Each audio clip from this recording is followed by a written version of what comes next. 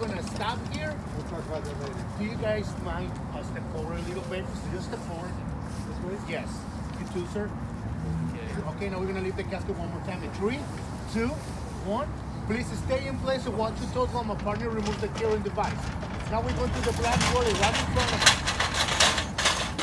Watch your fingers.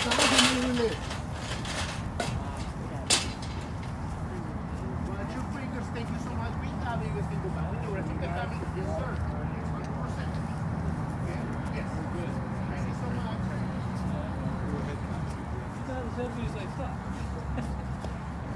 All right, we'll invite everyone to come. There's some seats available if you'd like.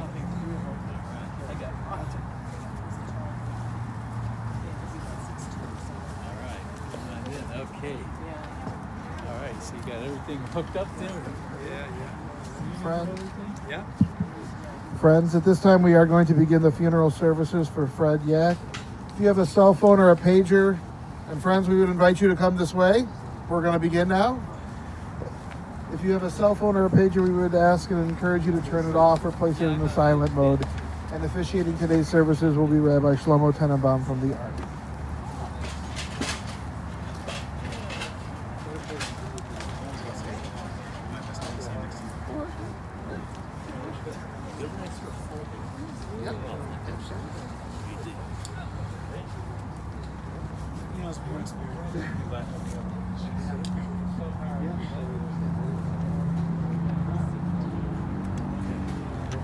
Okay, ladies and gentlemen, thank you, first of all, for being here.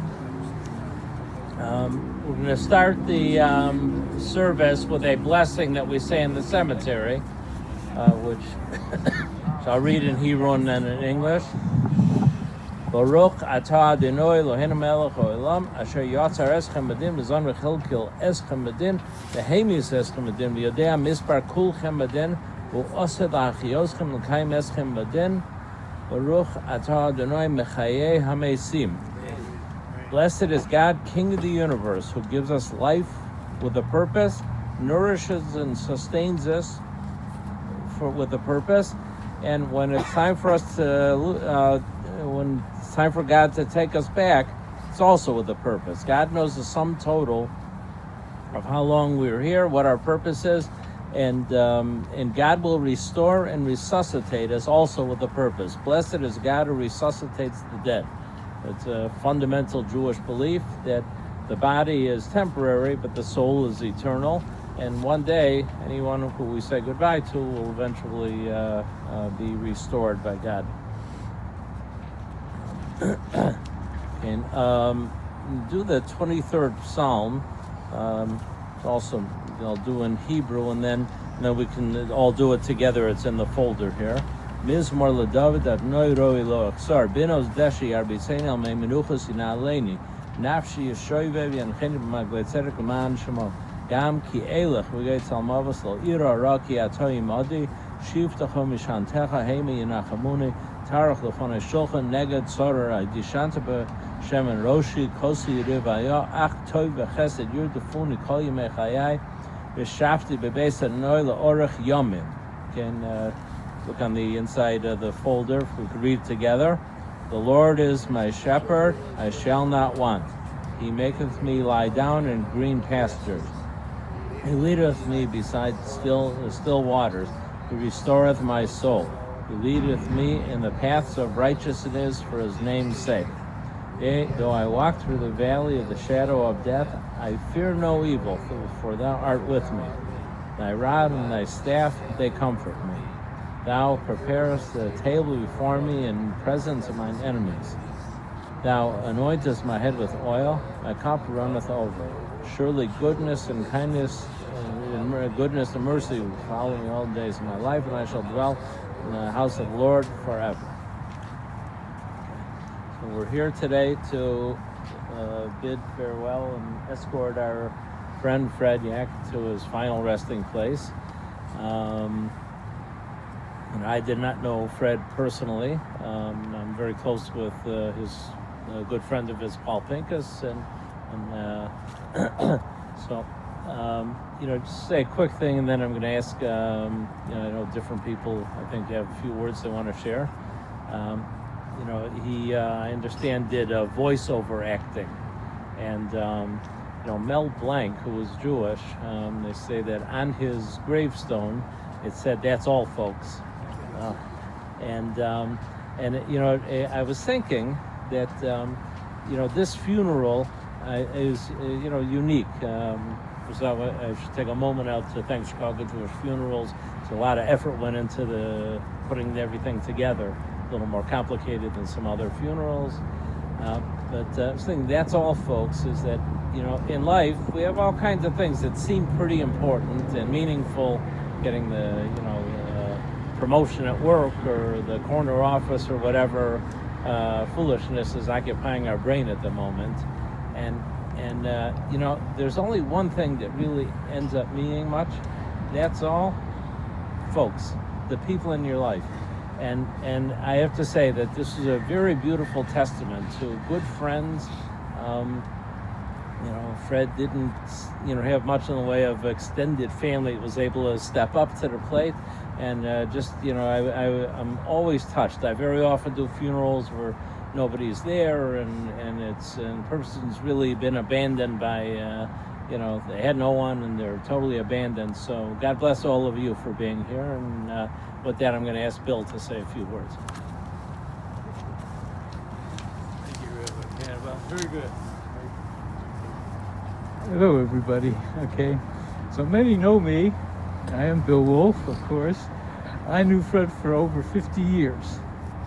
He was a very talented person, though in a strange, mysterious, and unusual way. Yet Fred was one of the richest persons that I knew. Not wealth, but for his heart.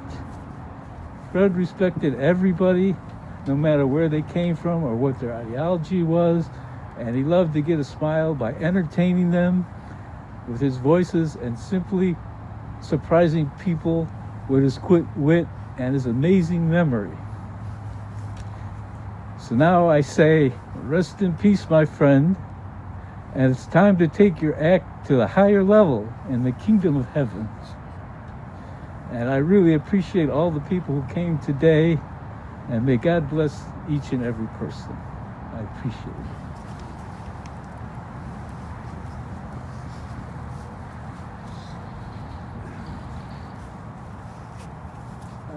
I don't consider myself a spokesman, but Fred was an integral part of a number of us that started getting together in our teenage years.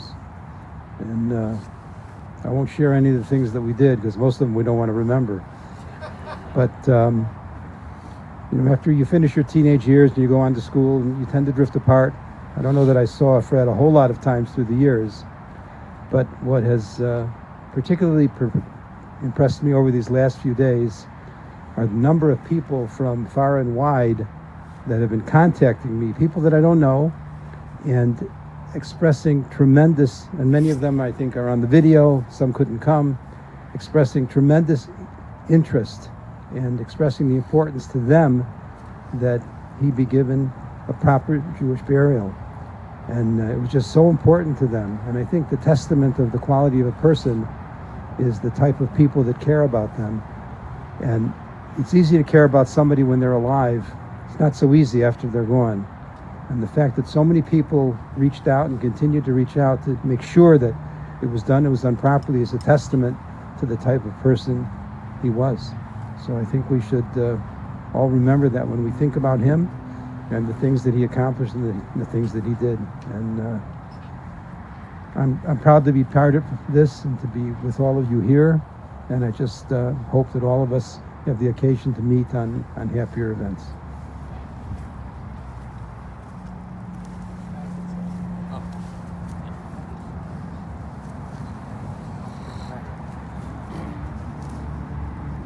Yeah, I just have a short story.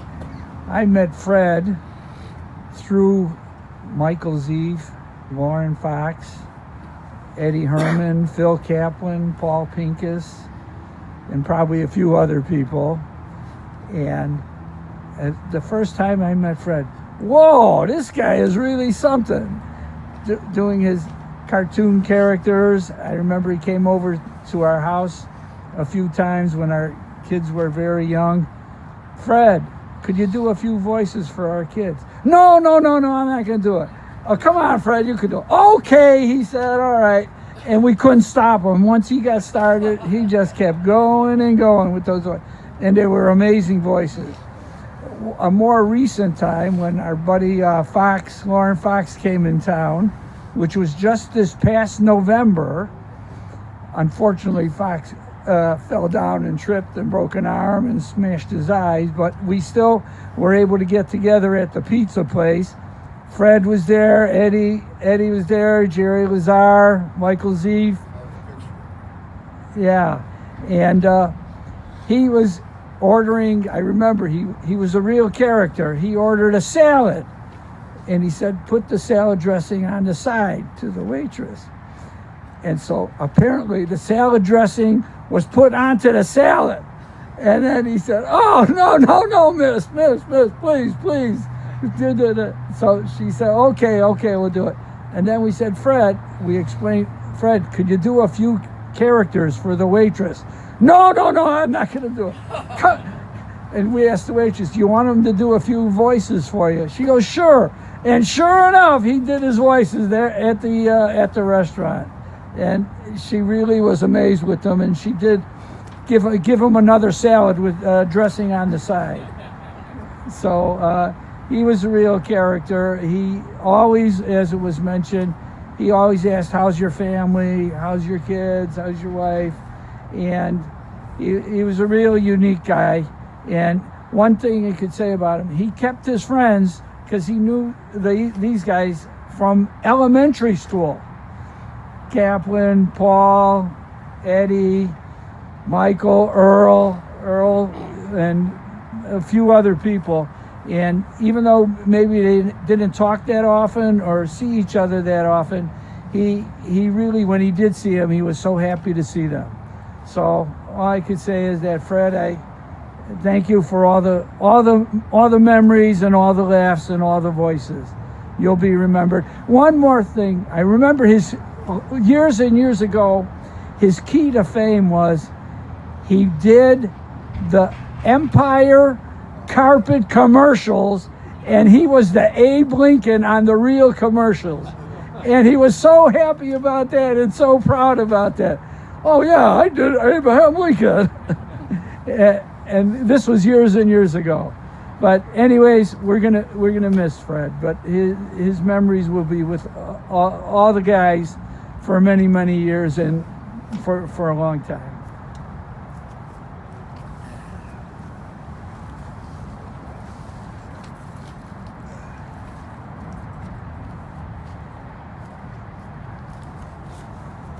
This may not be as elegant as you may think, but Fred and I grew up in basically Albany Park in Chicago, Illinois. We went to Hibbert School, Von Steuben High School. We had several classes together all through school. I don't remember exactly what brought us all together, but we sort of became a group of friends, like Phil just explained. Some of you are here today to respect and remember him. I remember a few incidents that happened during that time. For some reason, they seem trivial, but I'd still like to mention them. There was this one class we took together. We both turned in a drawing that we made for class, and they were almost identical, and I used to tease him about it. And he'd go, I didn't copy from you. Anyway, I also remember one time being in a music class with him, and I think it was grammar school. It might have been freshman years. I think it was grammar school. And he had been learning the piano for several years and played very well, even somewhat professionally, and we all thought. In the class, we had to learn the notes to something, and many of us had problems with it. Fred sort of pretended to play this on the piano like he never played a piano before, just so he didn't have to do any more for his work, and had more time for whatever else he was doing. It was part of the final test, and at the end of the year, he played very well, and the teacher was pleasantly surprised at his improvement. I remember one time he was having trouble with an air conditioner in his house. I'm not sure exactly what was wrong, but I think it was the cord on his air conditioner needed to be repaired, and he asked me to come over and take a look at it, and if I could fix it, I'd fix it, and I did. This sounds more like it's about me than him, but anyway, I think when he graduated from high school, he went to Roosevelt University for business classes. He worked in some business for a while, but he wanted to pursue a different field. When he was younger, he started copying voices and wanted to pursue that. He became very talented with that and continued to pursue it. As we all got older, we saw our friends less and less because we all had all of us had separate lives, but we seemed to keep in touch. I remember one time after I got married, Karen, my wife, called Fred and asked him to help her with my son David to get him to a doctor's appointment. Fred said, "Why are you calling me instead of Ed?" And she said, "Ed's at work. I can't disturb him there." When I heard that, I thought that was a little bit crazy. And actually, Fred thought so too, but he came over and he helped Karen with David to take him to this appointment. When Fred bought his townhouse, he called me to come in and look at it and see what needed to be fixed, and asked me to help him with this kitchen and basement, and I did. When Fred's mother passed away, I helped him set up her funeral, and we used my house for the Shiva.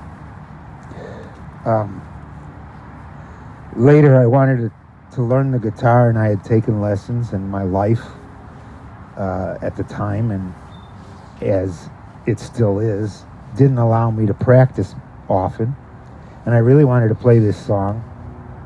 And Fred had played the piano for years, didn't play the guitar, but he looked at the music and he changed the chords here and there, and although I no longer can play it that way or any other way, he actually helped me to sound it out and play it so it actually sounded like a song instead of pick here, pick there. That made me feel better because it was just so hard and choppy when I was trying to learn it by myself. I kept getting aggravated. As time went by, many different things crossed our paths together as friends do with friends. Fred had pursued his dream. He was in a television commercial for Empire Carpets. Sorry, but that was said already. But anyway, he was in a television commercial for Empire Carpets as Abe Lincoln. He joined different organizations to get agents to get this type of work. He started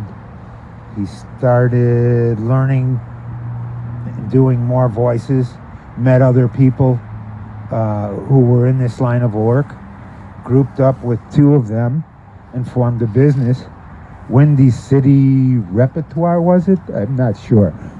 Ellie is here. She was part of it.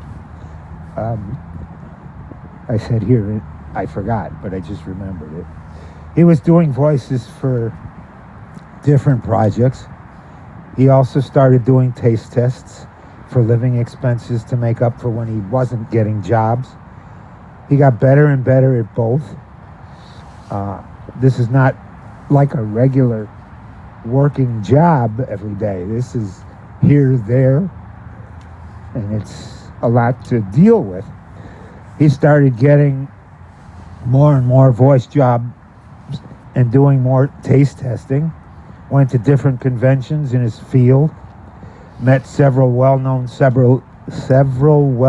celebrities while attending these conventions. Was asked to speak at different places in his field of endeavor. Some of these you can still find on YouTube if you look for him. His work name was and is Fred Young. This is a background of different people behind the scenes that the average person never thinks of or hears about. Unlike actors and comedians that somehow become famous names. He was always doing voices for everyone, of cartoon characters and different actors, making people happy. If you called his house, the message, I believe, you got Homer Simpson answering the phone and then Fred talking to Homer and answering to leave a message. Last year, Fred went to a pinball expo convention and received an award that was inducted into the Pinball Expo Hall of Fame. He had been invited to be a guest speaker and had no idea he was receiving this award. He was surprised by his friend, Robert Burke, in the pinball manufacturing business. When he came back, he had to schedule an operation for this January. He went in for surgery. The surgery had gone well, and he was released from the hospital and went home. He was home for a few days and wasn't feeling well. And the next thing I knew, he was found in the hospital incoherent. I don't know how he actually got there. I'm aware exactly how he got to the second hospital. Oh, I'm not aware of how he got exactly to the second hospital after he wasn't feeling well. Fred has been a good friend throughout our lives together, and I will miss him very much. And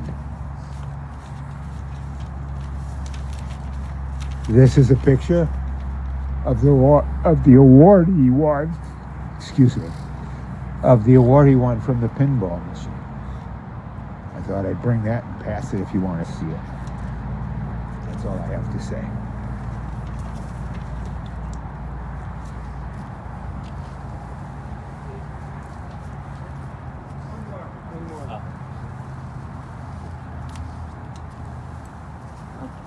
Everybody here? Oops. Okay.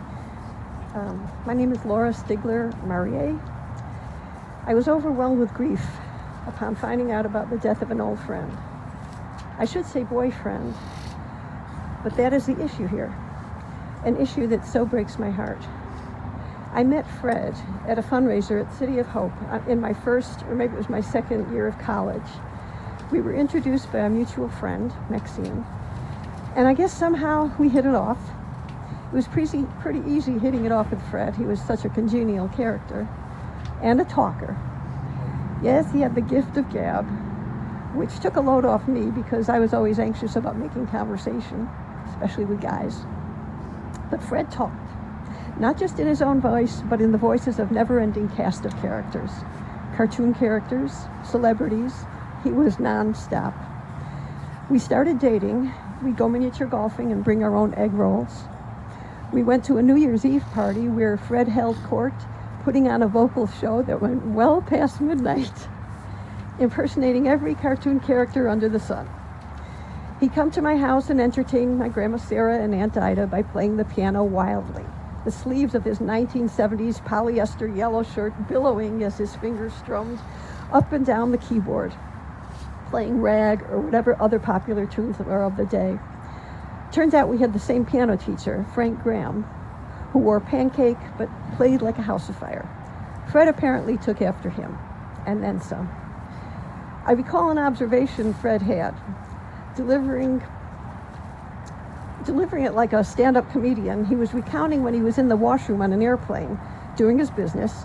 Suddenly the flight attendant's voice came through, in the washroom, mind you, warning that the plane was about to encounter some turbulence and to please take a seat. Sure enough, the plane started rocking and rolling. Fred went into a panic. What was I supposed to do? There was no seatbelts on the toilet. So we went together for a year, maybe even 2. We never kissed, never so much as held hands.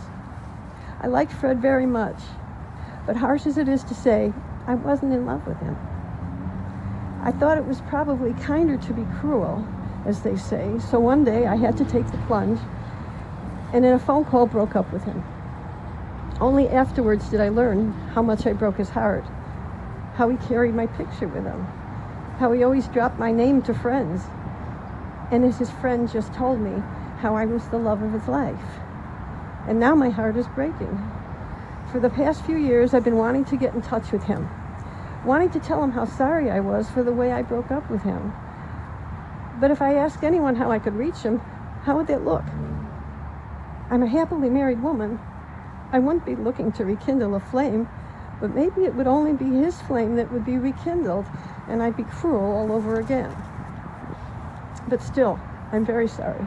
So sorry that he never found what I wished for him, a love that would erase my memory, someone that would love him as much as he loved me. I wanted that so badly for him, maybe for selfish reasons, because it would have lifted the burden off me. I just found out that he had a very successful career. He was an actor, a voiceover, a magician. He was inducted into the Pinball Expo Hall of Fame in 2024, when he was honored for the cast of thousands of characters he voiced for the games. I found out, too, that he had many friends, really good friends, who invited him for all occasions or just for the pleasure of his company. And that made me happy, so very happy for him, because the kind of creative fulfillment and friends that he had, most people can only hope for. But I can't help but think that the one thing that he didn't have was true love. And love supersedes all. And for that, Fred, I'm so sorry. I hope you're resting in peace and that you're forgiving me. Knowing the kind of soul that you are, I somehow feel, hope, and pray that you will. God is happy to have you, dear Fred, entertaining him in heaven as you did for so many here on earth. Rest in peace and love, your friend, Laura. I also want to thank Laura Pater. I don't know if she's watching, but Laura Pater, I don't know how to pronounce her married name, Reimer or Reamer, but she's the one that informed me about Fred. And even though she was warned against it, I'm glad that she did, because it did provide some closure. So Laura, I know she couldn't be here because her husband is ill. I know she really wanted to be here.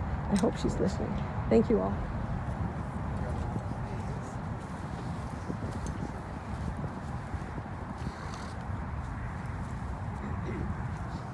Yeah, hi. I'm Ellie Weingart. I worked with Fred for a few years. We were the Windy City Repertory Company with Chuck Fuller, who passed on a few years ago. And we had a blast.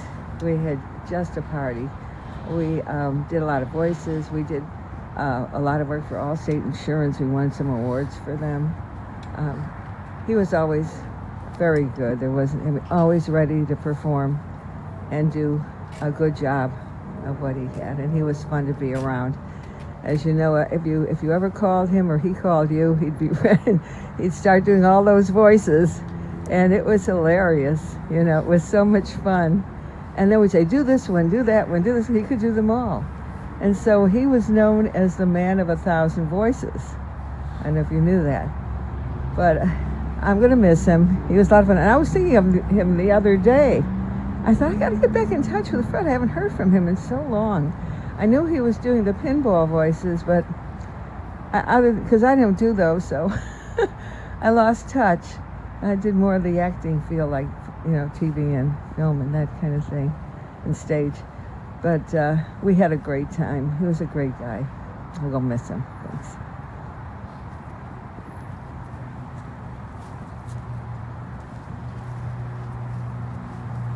I want to thank everyone for their beautiful, heartfelt words.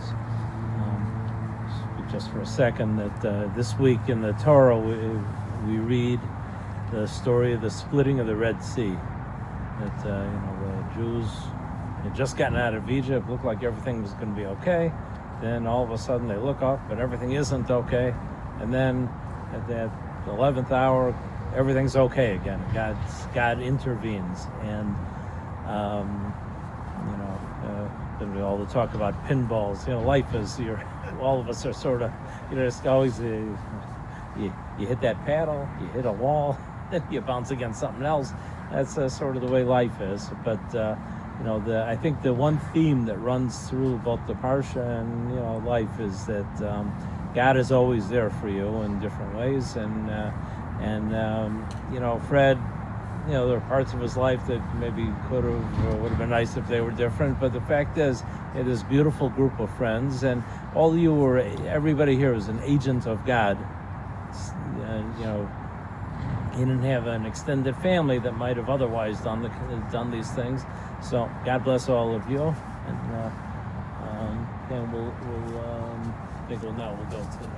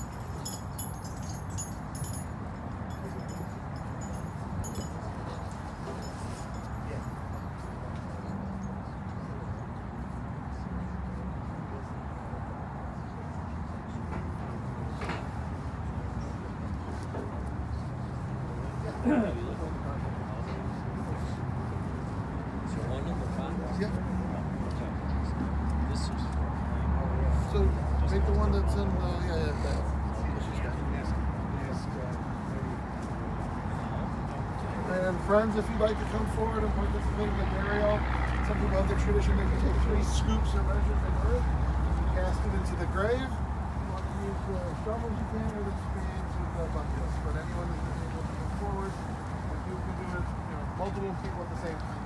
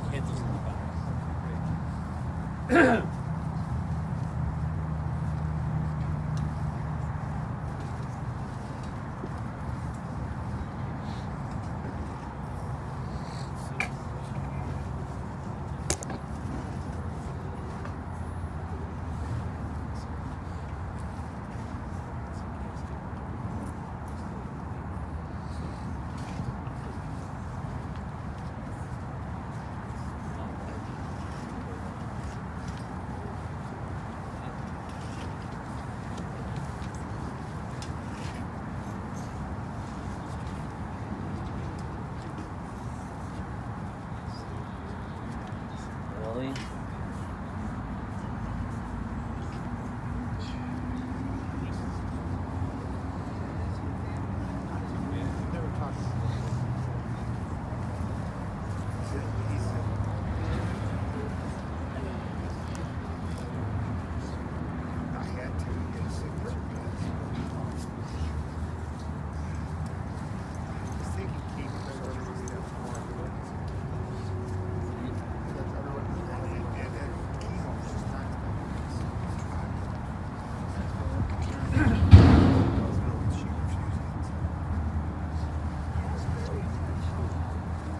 We'll invite everyone to take a few steps back. The cemetery staff are going to fill the grave, and then the rabbi will continue with the concluding prayer.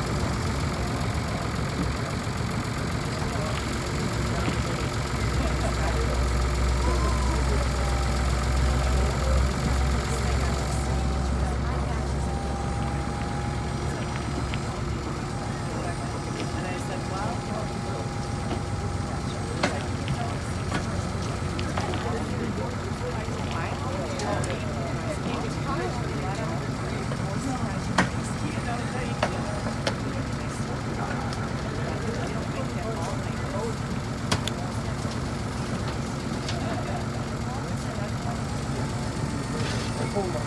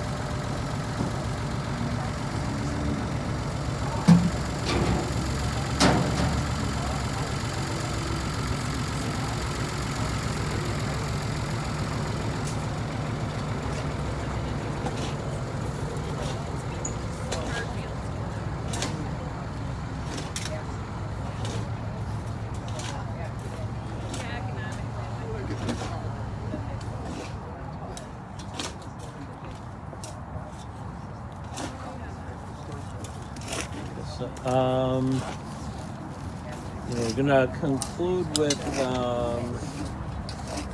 it's actually customary not to say some of these prayers on a Friday, so I'm just going to say it, part of it in English. But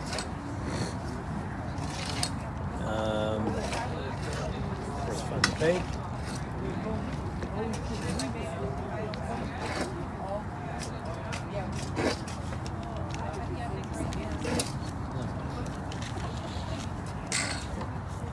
Okay, folks, just so we get your attention for a minute.